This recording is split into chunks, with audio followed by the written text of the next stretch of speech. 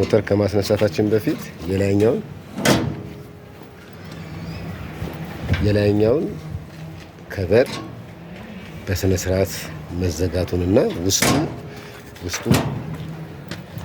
ውስጡ ምንም ነገር አለመኖሩን ብረት ነገር ሌላ መፍቻ ወይም ነገር አለመኖሩን ማረጋገጥ፣ ከዛ መዝጋት፣ በደንብ አድርጎ መዘጋቱን እርግጠኛ መሆን ያስፈልጋል።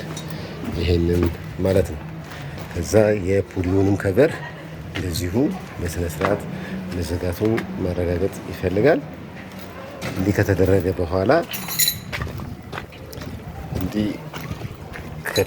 በኋላ እዚህ ጋር ያሉትን ጆይንቶች ማጥበቅ አስፈላጊ ነው። በሞተር ሲነሳ እንቅጥቃጤ ስለሚኖረው በዛ እንቅጥቃጤ እንዳይፈቱ እነዚህ ማጥበቅ፣ በዚህ በኩል ያሉትን ጆይንቶች እነዚህ ማጥበቅ ይገኛል። አንዴ ቶሎ ስለማንከፍተው ቶፕ ከቨሩን አንዴ ማድረግ ይኖርብናል።